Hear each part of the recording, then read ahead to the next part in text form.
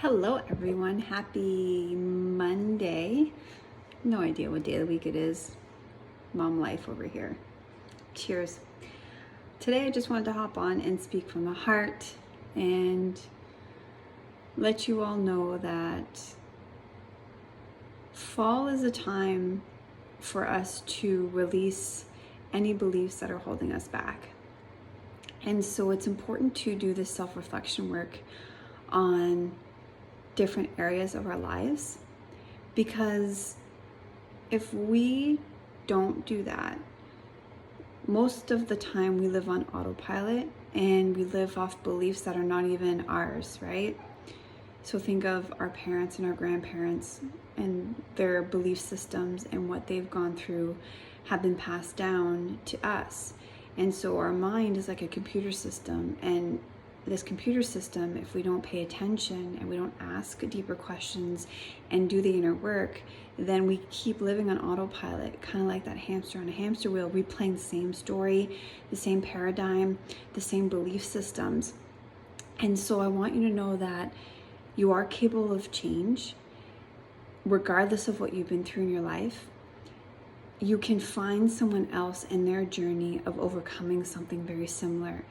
And so our mind likes to play this victim mode where we play small, we get stuck in fear, and we continue to believe those thought patterns, which then attract like-minded thought patterns that keep replaying that tape over and over and over again.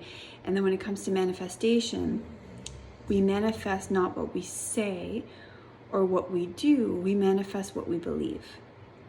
And so we can try over and over and over again to, let's say, overcome something. But if we don't do the inner work to change our belief around it, our thoughts, our feelings, our emotions, then we can take all the action in the world, but we'll be hitting our head up against the wall continuously.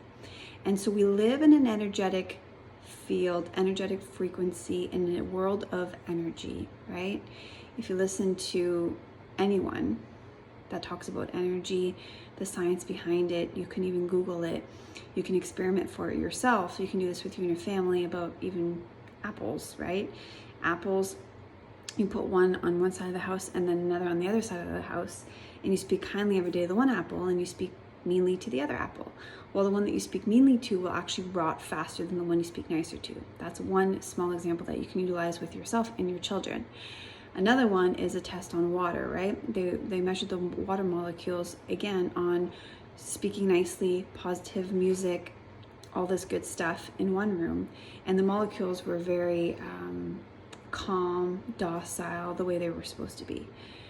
And in the other room, there was negative words, negative music, and their molecules were all disoriented. And so if you think of water, right, we're made out of whatever, 70 or 80% water.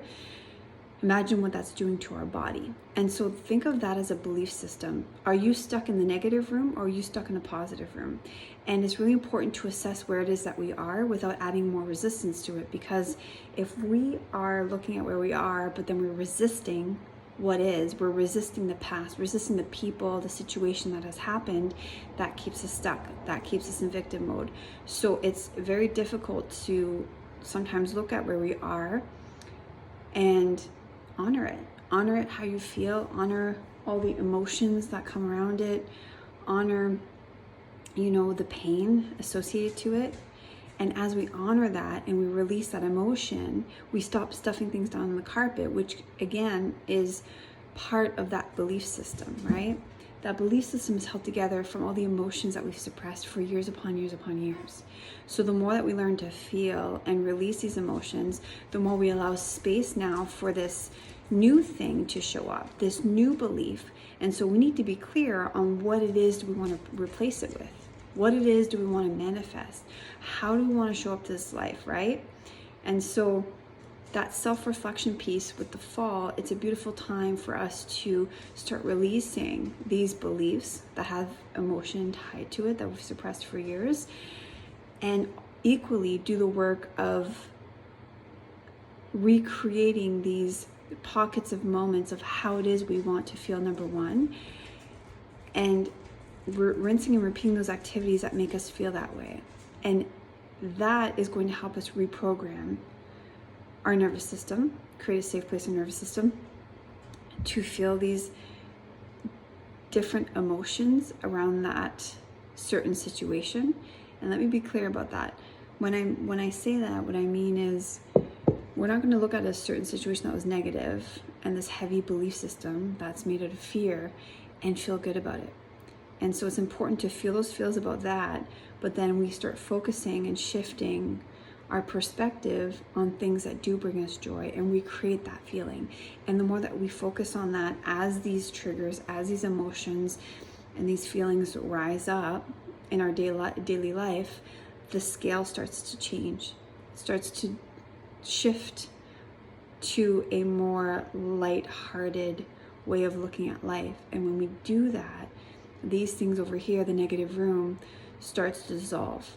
So it's kind of like, think of a puddle of water. The more that you try and keep, or mud, or dirty water, let's say. Mud, water, dirty water, when you mix it together.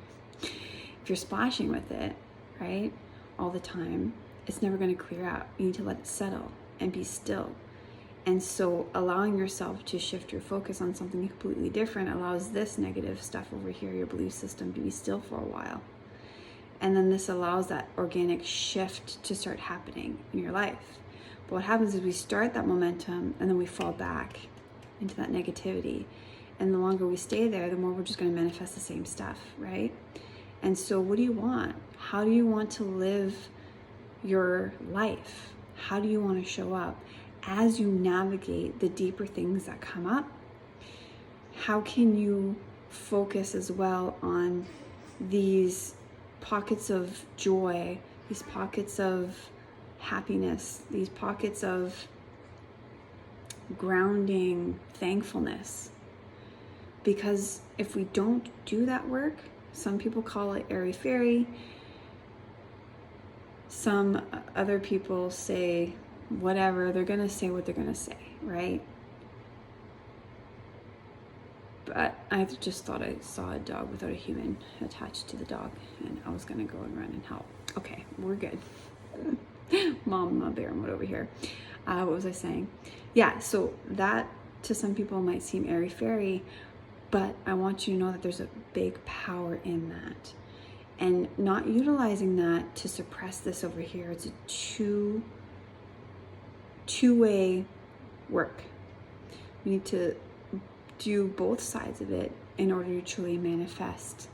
Because if we only focus on the positive and we neglect all of this negative stuff and the belief systems, that's when we take action all the time and we wear that mask, like we pretend we're okay but we're not. I'm not talking about that type of positivity. I'm talking about the joy and the organic feeling that comes when you focus on things that light up your heart, right? And so use this season of fall to embrace the change, to release these things that make you feel heavy, to have the courage to look at where it is that you are and take ownership for, obviously maybe not things that have happened to you, right? Other people have contributed, but how you decide to show up and how you want to take responsibility for your own life, regardless of what happened in the past. And that, my love, is going to bring you true freedom in this lifetime. So I love you. Thank you for tuning in. Create yourself a beautiful day.